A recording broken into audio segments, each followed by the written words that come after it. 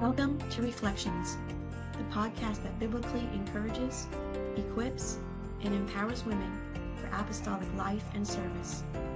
Here's your host, Dr. Cindy Miller.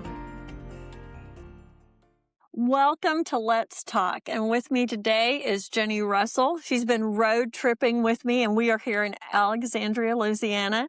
And we have the honor of sitting down with this living treasure in the kingdom of God and in my personal life, Sister Thetus Tenney. And she has this incredible bio that is like a book in itself, pages long. But we have this short bio. I'm going to ask my co-host, Jenny, if you would just introduce all our listeners to Sister Tenney. Okay, well, she doesn't need an introduction, but we will definitely do that. Thetus Tenney, born December 22nd, 1934, has devoted nearly 7 decades to ministry. Beginning in her teens with backyard Bible clubs and Sunday school, she went on to write books, speak internationally, and pioneer ministries that have impacted generations. She authored Prayer Takes Wings and co-authored How to Choose God While Chasing Kids. And we just learned about this book, Lessons We've Learned, which we're very excited about. And Cindy will talk more about that. Contributed to numerous journals and served as founder and international coordinator of the World Network of Prayer. Her leadership extended beyond the church into public service, including the Louisiana State Board of Education, the Governor's Commission on Women, and national gatherings such as the White House Conference on Families. Amazing. She traveled the world conducting conferences, children's crusades, and leadership events, while also ministering at home to children, women, and pastoral families. Together with her late husband, Tom Fred Tenney, she pastored, led, and ministered across the globe. Even after his passing in 2018, she continues teaching, writing, and mentoring from local Sunday school classes to young girls' pray and play groups. Sister Tenney's legacy is marked by prayer, leadership, and a life poured into others across generations and nations. And Cindy and I jokingly said, we know you're a legacy when you can Google you and find all this information, which we did. We didn't find. I didn't know that. Yes, we Googled each other, and we're not Googleable. Yeah, but you are. That makes me tired to hear you read all that. And that was the short version, because Ladies Ministries actually used that for the Legacy Award that you were awarded at General Conference. Well, I've been busy. Well, and you've not been bored either. I wish so much that we had the recording going when you first came in, and we were just kind of laughing through what we wanted to talk about, because you've already, oh my goodness, just in our general chit chat starting, Jenny and I are so overwhelmed by just some life lessons you gave us. Yes. But we're going to get started because the focus is on you. Oh, and Cindy, before we get started, have Sister Tenney tell us about her voice. Okay. So we want her, because she had us laughing so hard. She has this little story. You may notice her voice is not as strong as it was back in the day, but she's going to explain why. Thanks, Jenny. Well, my voice is very husky, and it doesn't even sound like me sometimes. And it sounds like I'm hoarse or something's wrong. So I got worried about it and went to my doctor and talked to him about it. And he said, well, let's send you to a throat specialist. And the throat specialist looked in my vocal cords. He said, your vocal cords are very good. They're in good shape. But the muscles that work them are wearing out. He said, the muscles are the ones that work our vocal cords. And this is often true of people who have done a lot of teaching. So I'm sorry for my husky voice. It is not at all my original voice, and I don't like it, but I can't help it. Well, my vocal cords are tired. Well, you've had a lot of talking going on through the years. Now, the doctor said it's very common among people who do a lot of teaching and talking. Yeah, well, it's well earned. Well earned. And you mentioned your husband would have loved to have heard this. Oh, he would have really loved it, yes. And with his sense of humor, no telling what he would have been saying about it. You're right, because his sense of humor sometimes was very irritating. Yeah, you know what? I think later in our conversation, I'm going to bring that back around. Like just this, you had a very long, healthy, wonderful marriage. 65 years we were together. And they were really good years. Wonderful years. So, but I know, as we'll get into the conversation, I know they weren't perfect years, just really good years. Two headstrong, strong personality people together, you're going to have some conflict. Yeah, and that should be, because then that means both of you are speaking up and both of you are listening and feel free and comfortable to share. But I will say this about Tom: he was always very supportive. If I was doing what I should be doing, he was extremely supportive. I love that. Yeah, he was your good friend as well as your wonderful husband And my counselor. Yeah. He was very wise, and many times I even changed things because of the insight that he gave me on what I was doing. And But he also listened to me. And to have that is such a gift. But you were a gift to him as well. I spoke up. And you showed up. Yes. You did both. Well, I want to start at the beginning, because as shocking as this is to me, there are people who do not know you as well as I've been privileged to know you. On our trip down to Alexandria, Jenny and I were talking, and I mentioned a few things, and she's like, I didn't know that. So I think we want to just go back to the beginning and give all the listeners an insight into your beginnings. So you started as a teenager with backyard Bible clubs and started teaching in Sunday school. So when you go back to those early years of ministry, would you say that one day you had a moment with the Lord, that you had this sacred call experience? Some people have these moments where, like, God spoke to them and said, you're going to do X, Y, and Z for me. And other people just say, you know what? I loved ministry and I just knew I wanted to be involved. What would you say your experience was with starting ministry? I did not ever have one of those lightning strike. No angel visit? No angel visits. Everything I ever did came about as me seeing a need and thinking I could do something with it. And I think that's the way God dealt with me.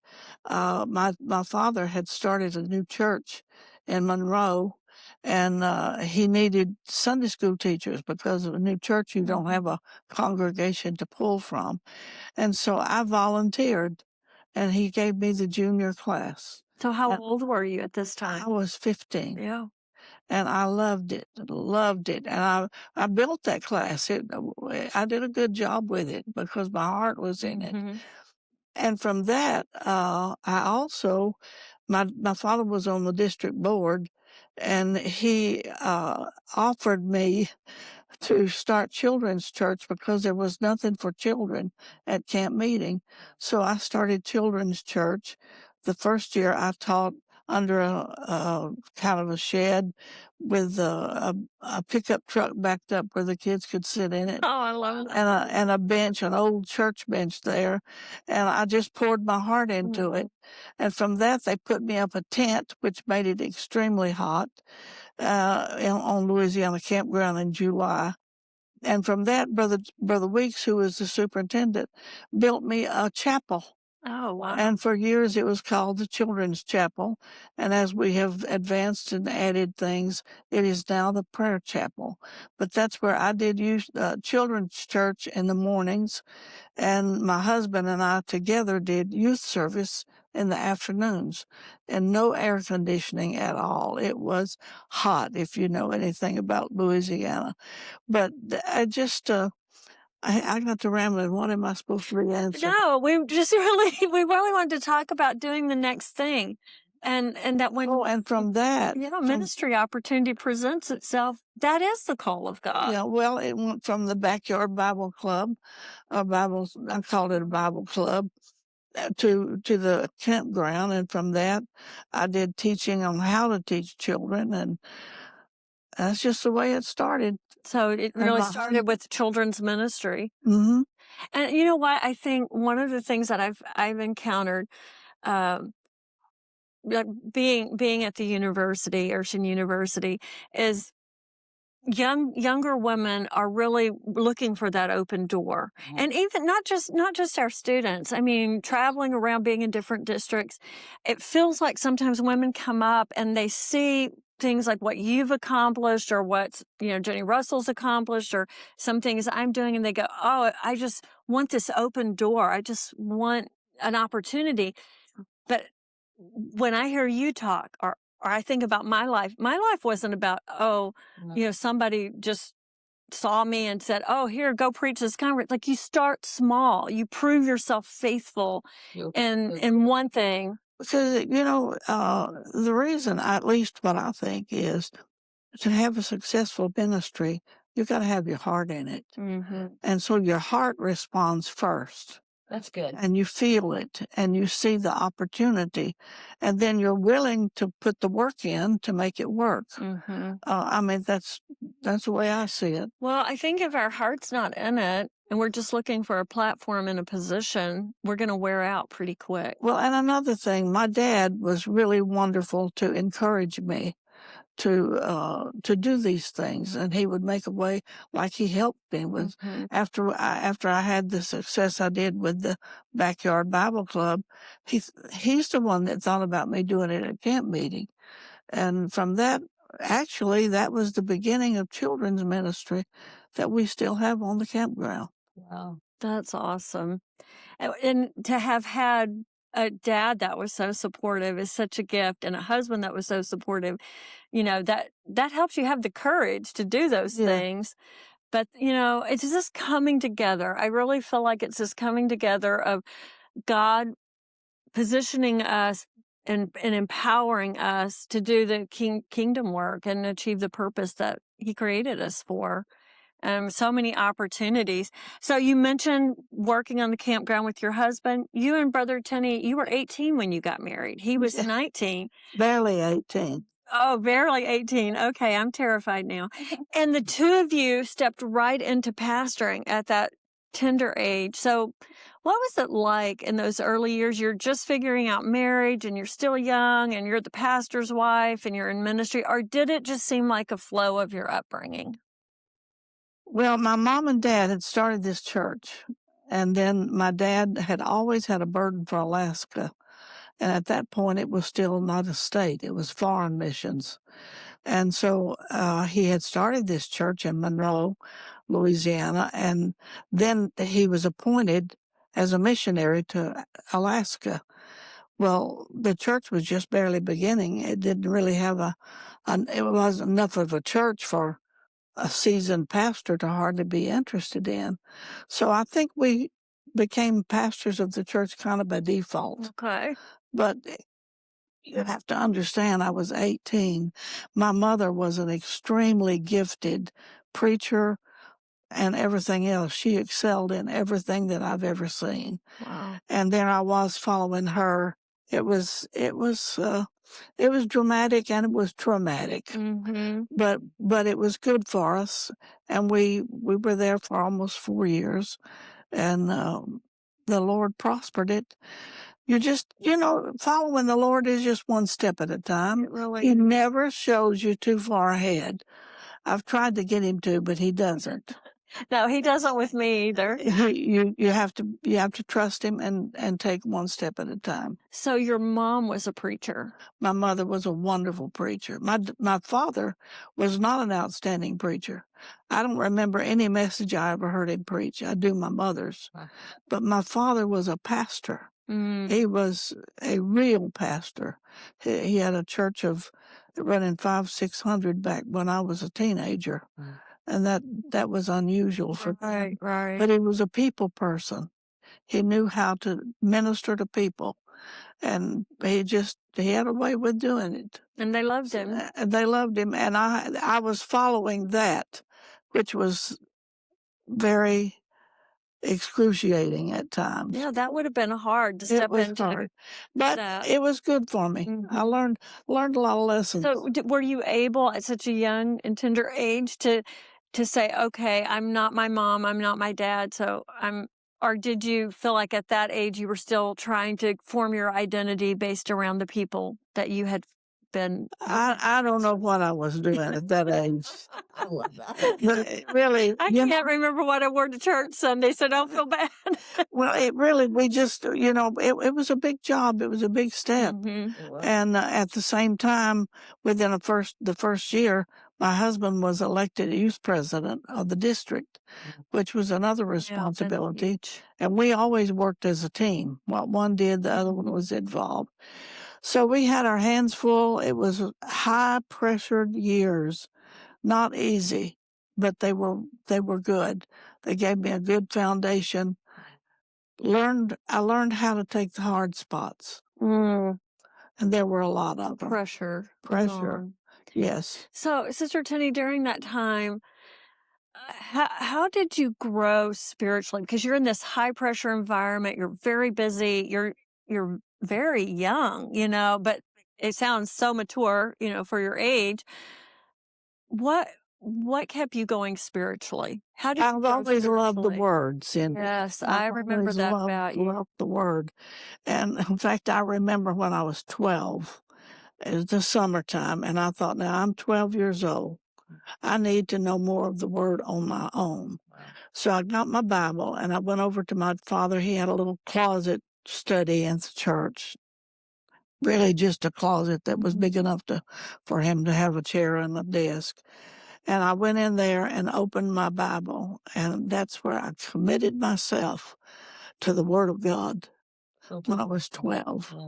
And then when I became a pastor's wife, my mother was a marvelous teacher and preacher, and I had to follow her with all the women's ministry and things. So I had to dig at it. I had to dig it out. And but the Word is what became my everything. So really committing to intake of the Word on a consistent basis. And then I found it so interesting that I loved teaching. Because it would be so interesting what you learn, you'd want to pass it on to other people.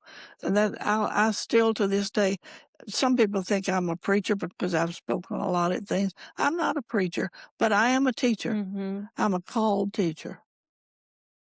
And it started so young. Would you have identified yourself as I'm a called teacher younger, or is that just something you look back on now and say, I'm a called teacher? Oh, no, not at 12 years old. Yeah. See, and that's what I really want the listeners to hear is like, you know what you do, Cindy? Looking at my life, I just followed step by step. Yes. This door would open, I'd step in it. This opportunity would come, and I would volunteer. Somebody needed this done, and I'd do it. And as you do those things, I look back now, and it's a map. Yes, it is. From one place to another. And God is so practical. He doesn't have these extreme ranges for us. It is that he builds us and he equips us through our experiences. And it's a slow moving thing sometimes. But I love that because, when we look at people's lives in the past and we see what you all have accomplished, and we talk about legacy role models, sometimes we do think that, they have to be, they're larger than life. They have these God moments that God spoke to them through an angel. But you're showing us that life is about being faithful, digging into the Word, and God will order your steps. My husband used to say, living for God is a walk. That's what Paul did. He talked about the walk. He said that's putting one foot in front of the other.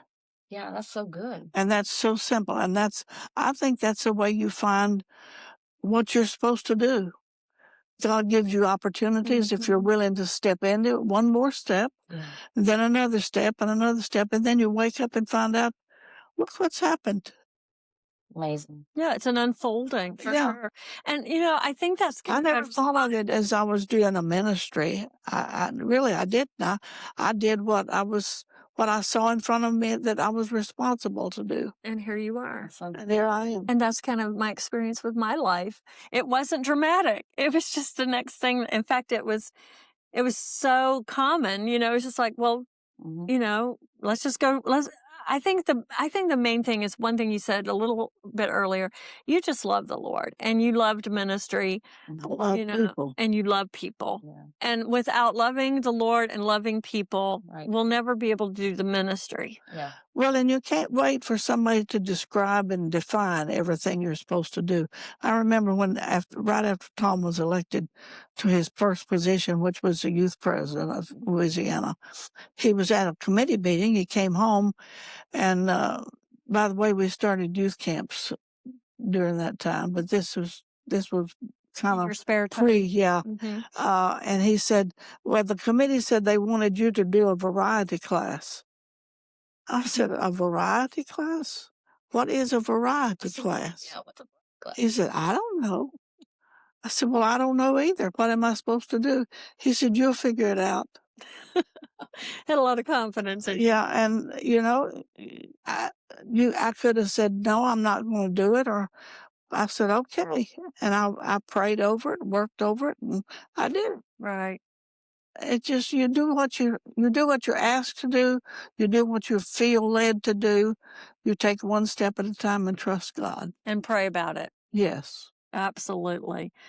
Well, one thing I wanted to ask you too is, so you and Brother Tenney through the years have been involved in so many in Louisiana and ministries outside of Louisiana and headquarters, our United Pentecostal Church International, our denomination, department leadership, doing so many things. So I want to ask you, you traveled and worked together. You were a partnership. But I also know there were times you had a lot going on. You had women's conferences going on. You were writing, you were publishing, you were speaking at conferences. I mean, almost any conference going on, you were going to be there speaking. So a lot was happening. How did you keep your marriage so strong when you were both so heavily involved in ministry and at times even going different ways? First of all, Cindy, we liked each other. Mm-hmm. We had a very good partnership, and I think that's so true. We had fun together. I'm not a lot of fun. I'm kind of a boring type person. We don't agree with that. But Tom was a lot of fun, and we had a lot of fun together. We did a lot of talking together. Both of us were very expressive in our talking, and we would talk through things. And I don't know, it just I never would have thought of not being a close couple. Mm-hmm. We had a very good marriage, not without its problems, he would not always listen to me. Well, it's annoying right Yeah. there. Sister Tenney, you've written books, you've founded and then led for a few years the World Network of Prayer. You were a board member when Urgent Graduate School of Theology was founded, and those early days, you stayed on the board for a while. Mhm. And I think that's kind of what you had mentioned, Jenny. That's your earlier memories Mhm. of Sister Tenney in the hallway, that long hallway at the old campus. Because you don't even realize that you're speaking into people's lives.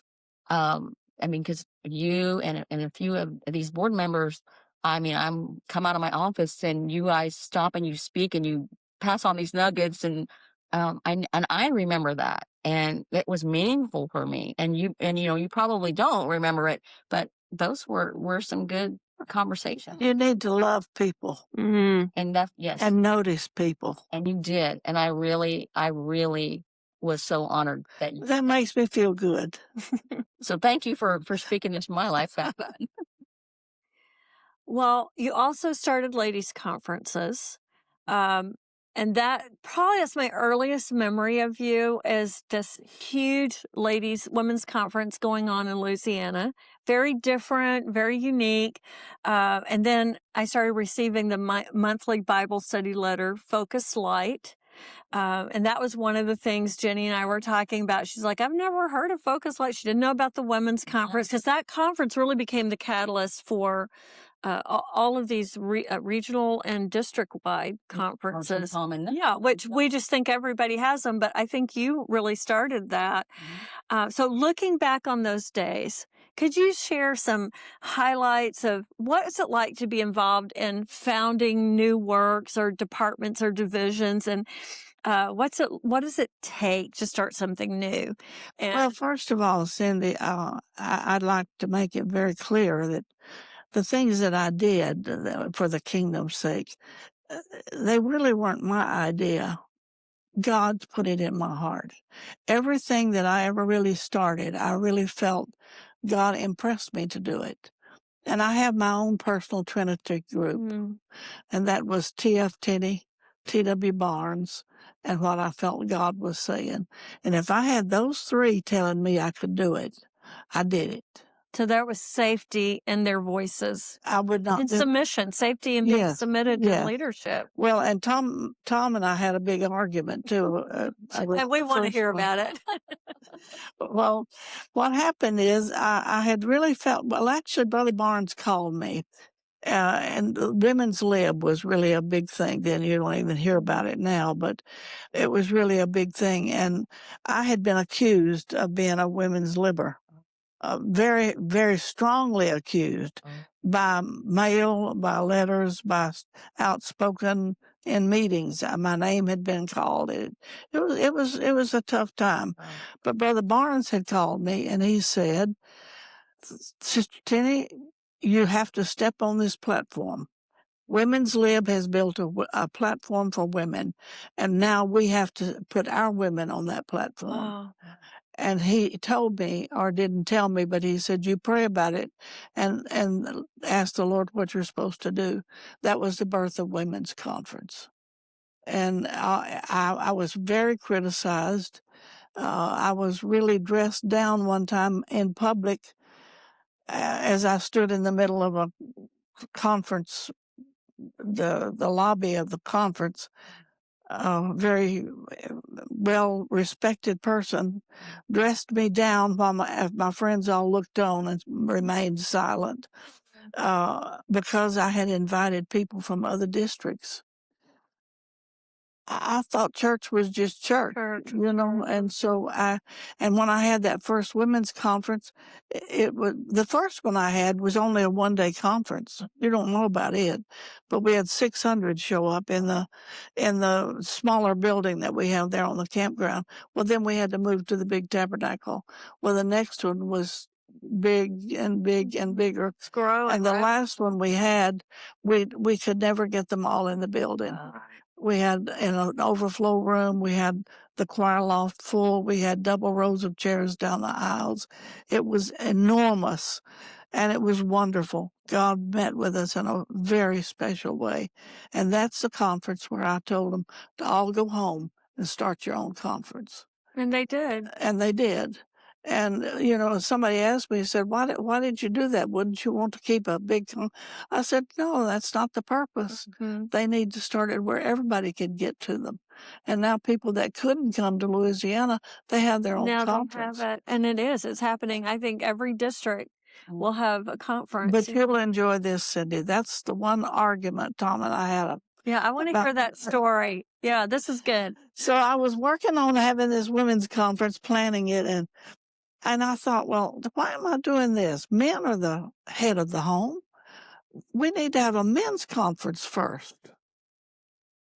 So I announced it to my husband that I'm not going to do women's conference this year. I want you to do a men's conference. He announces to me he's not going to do that. And it was really, we really had quite an argument. It went on for several days. And, you know, and I was trying to convince him, you're the head of the house. You're the ones that need a conference first to build our strong families. The men are responsible. He said, no, that is not the way it's supposed to be. The women's conference has to be first. Well, naturally, he won. Yes, naturally. And it was, the women's conference was very blessed and wonderful success as far as attendance.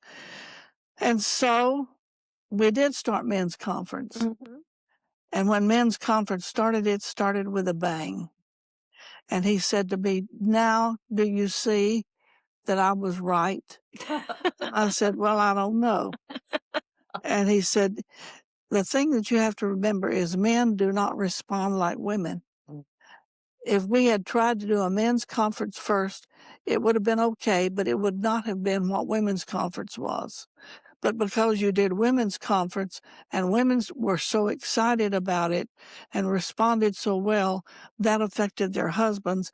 And that's what gave us this great beginning with men's conference. So the ladies' conference was really foundational for all the other And things. because we express ourselves more, we showed our excitement about it, and men don't do that. And we did. We had our first men's conference was unbelievably successful. So he was right again. Again, oh my goodness.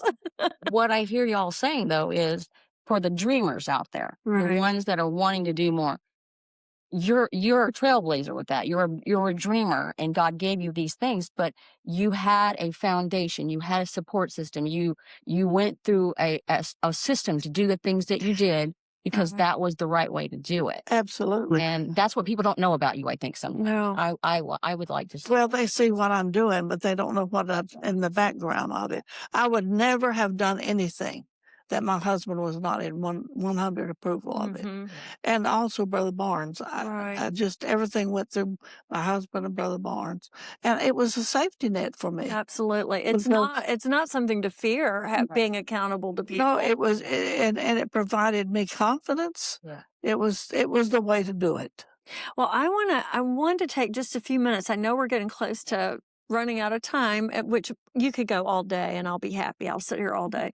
But one of the things that we talked about that we want to make sure our listeners hear is you did face a lot of criticism. And you were so misunderstood in those years where you were really out doing a lot of not just denominational work, but you got involved in community and government politics. But you talked about how you handled criticism and what it was like to leave or getting all this negative input. How did you handle it? Well, here again, Tom helped me with this because one of the first things he would say is, look for any truth that's in it. Have you done something that you deserve criticism for, or are you just doing what you feel God has called you to do? And if you're going to do something different, you're going to be criticized. Yeah. Because everybody doesn't have the same vision. So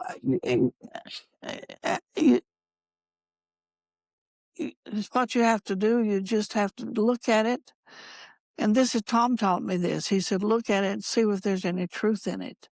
Do you deserve that criticism? Something you did, something happened. It's important. And if you didn't, well, then you just keep on your route and take it as it comes.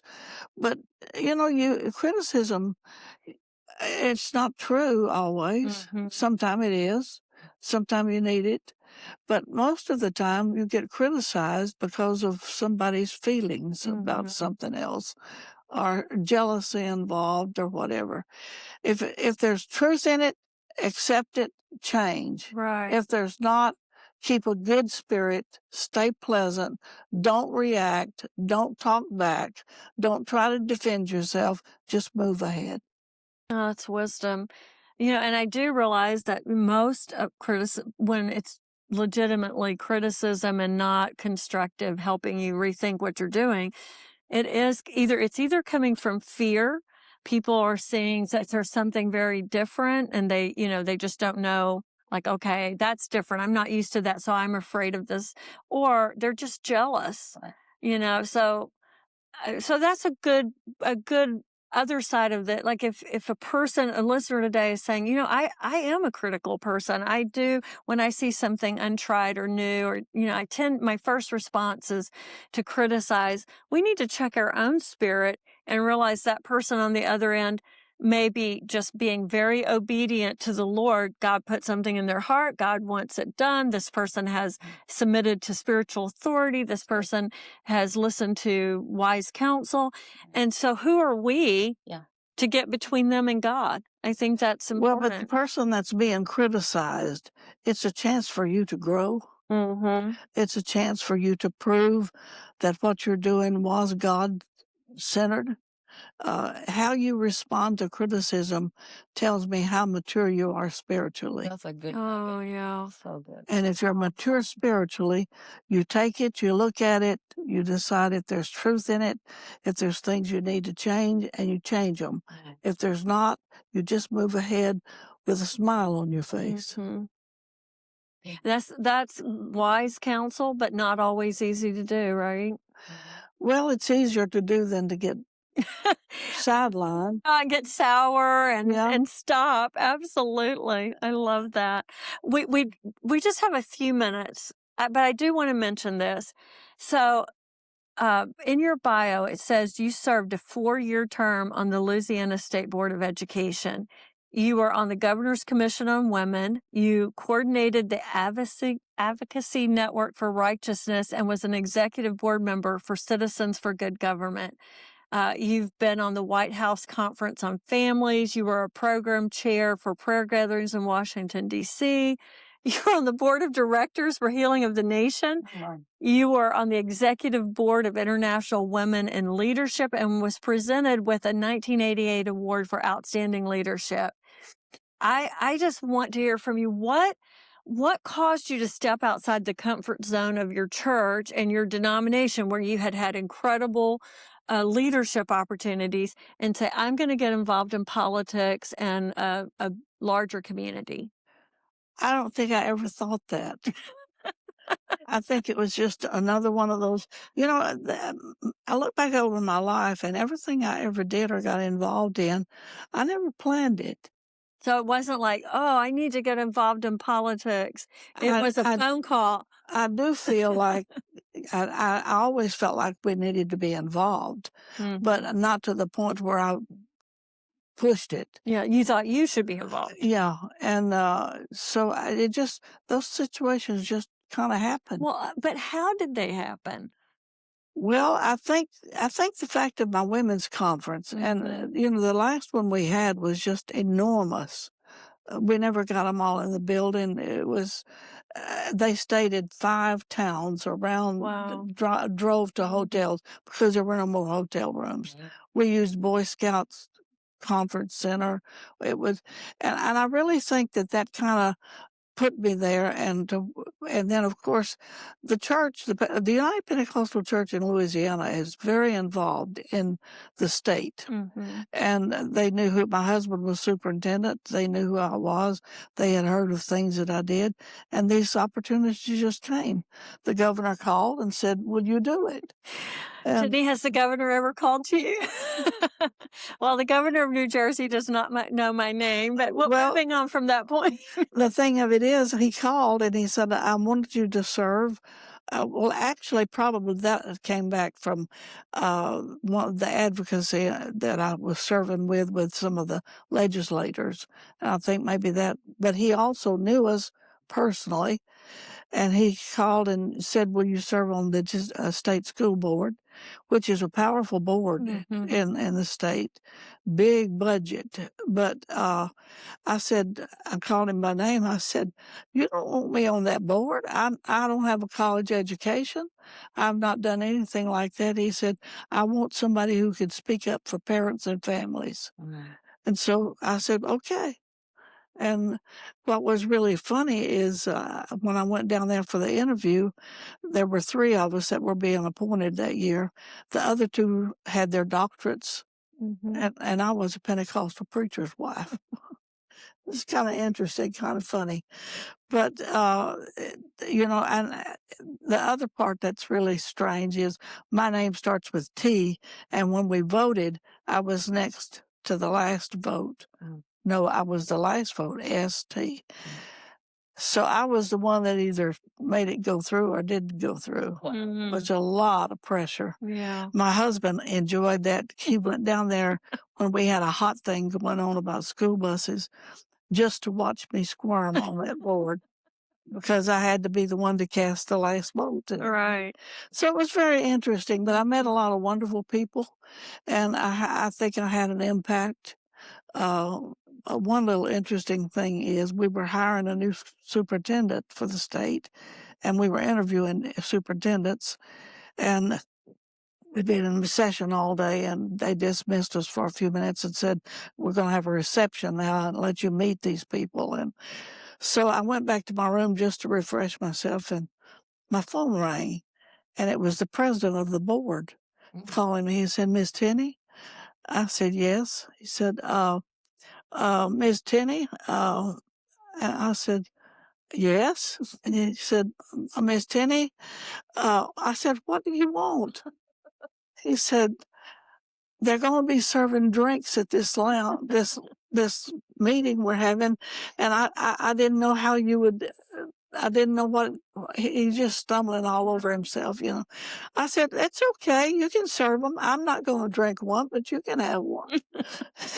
So when I went down that afternoon for that reception, he met me at the door with a Coke in his hand.